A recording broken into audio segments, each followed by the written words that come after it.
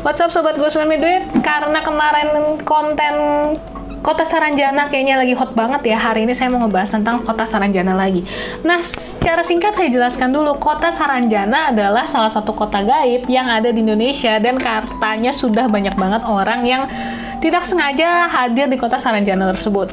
Contohnya, ada band yang katanya pernah tampil di Kota Saranjana. Jadi katanya orang-orang itu rame banget, terus mereka nggak punya filtrium atau garis di antara mulut dan hidung ini. Dan mereka tuh hasil tanamnya, hasil perkebunannya tuh besar-besar. Jadi katanya stroberi aja tuh ada yang segede apel. Dan itu katanya sih buahnya bener-bener indah, berkilau, dan katanya juicy banget gitu. Cuman karena dia menolak untuk makan buah tersebut, akhirnya dia bisa pulang. Untung dia nggak tergiur dengan buah tersebut. Kalau sampai dia tergiur, itu dia benar-benar jadi warga tetapnya Saranjana. Selain itu juga katanya ada yang pernah mesen alat berat ke Kota Saranjana. Jadi katanya ada yang mesen alat berat dan alamatnya dialamatkan ke Kota Saranjana, dan ketika ditanya ke pemerintahan sana, nggak ada tuh yang namanya Kota Saranjana. Tapi kalian pernah kepikiran nggak sih guys, kalau misalnya segala sesuatu itu kan bisa dikaitkan dengan ilmu pengetahuan ya, let's say. Pernah nggak sih kalian mikir gimana kalau misalnya ada beberapa teori, beberapa ilmu pengetahuan yang bisa menunjukkan kita tentang keberadaan Kota Saranjana. Jadi karena Kota Saranjana ini memang sudah tertulis di beberapa literasi dari zaman penjajahan Belanda dan Jepang, Kota Saranjana ini justru jadi salah satu isu yang panas banget yang kita ingin koneksikan ke ilmu pengetahuan.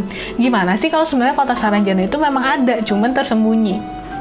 Nih, ada 3 teori yang ngomongin tentang Kota Saranjana dan tertulis benar-benar di literasi yang bisa dibuktikan. 1. Kota Saranjana adalah kotanya para suku Dayak Samihim. Karena Dayak Samihim ini adalah salah satu suku nomaden.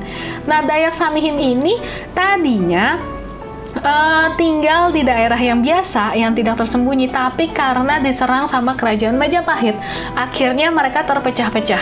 Beberapa tinggal di daerah yang masih wajar, dan beberapa memutuskan untuk nomaden. Salah satunya dengan menciptakan kota-kota baru dan tersembunyi seperti Kota Saranjana.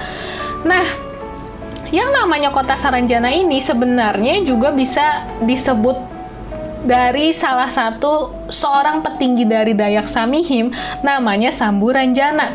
Alias kalau dipleset-plesetin dengan pengucapan-pengucapan lidah yang semakin berubah setiap saatnya, setiap sering penyebutannya, Samburanjana itu mirip banget dengan Saranjana. Itu adalah teori yang pertama. Sekarang teori yang kedua. Ada salah satu kota di daerah sana yang namanya Sarantiung. Jadi bisa jadi sebenarnya Saranjana itu adalah Sarantiung, yang sebenarnya Kota Saranjana itu nggak ada, tapi orang menyalah-nyalahkannya, orang mencoba membuat isu baru. Padahal sebenarnya Kota Saranjana tersebut adalah Kota Sarantiung, di mana Kota Sarantiung itu ya kota manusia biasa. Cuman memang di sana ada sekolahan, ada beberapa daerah-daerah yang bisa dibilang lebih maju daripada daerah sekitarnya. Itu adalah teori yang kedua. Dan teori yang ketiga adalah ini termasuk dalam folklore. Jadi ada yang namanya folklore dalam legenda Halimun. Halimun ini menyebutkan bahwa jangan-jangan Kota Saranjana atau Gunung Saranjana ini adalah jelmaan Samburanjana seperti yang disebutkan di nomor 1 tadi. Nah, karena dalam beberapa babat atau dalam beberapa kisah dan beberapa literasi yang tertulis, ada yang namanya Raja Pakurindang. Raja Pakurindang ini punya 2 orang anak. Satu adalah Sambu Batung, dan satu lagi adalah Samburanjana. Nah, setelah Sambu Batung dan Samburanjana besar, si Raja Pakurindang ini memberikan kata-kata seperti ini. Sambu Batung, engkau adalah putri perak. Tinggallah di utara pulau ini. Teruskan niatmu untuk membuka diri dan menjadi sahabat bagi alam. Maka Sambu Batung tinggal di daerah utara, menjelma menjadi apa yang tidak kita tahu, Dan Samburanjana sendiri dikasih pesan seperti ini. Samburanjana, tinggallah di daerah selatan.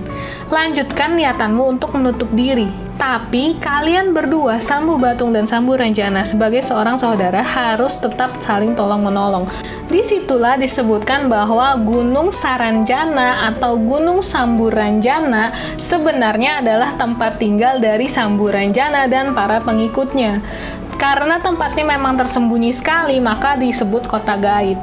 Tapi guys, 3 teori ini memang tidak bisa dibuktikan secara filosofis atau secara ilmiah mungkin kali ya. Tapi semuanya tertera dalam satu literasi. Apakah kota Saranjana memang ada atau tidaknya? Sampai sekarang memang belum ada ilmuwan yang bisa mengetahui. Kalau kalian punya bukti atau punya semacam pengalaman dengan kota Saranjana, kalian boleh banget email ke tim Ghost Made Me Do It, atau kalian boleh drop kolom komen di bawah, dan kita akan bahas lebih banyak tentang kota Saranjana dalam beberapa episode ke depan. Thank you and see you in the next episode.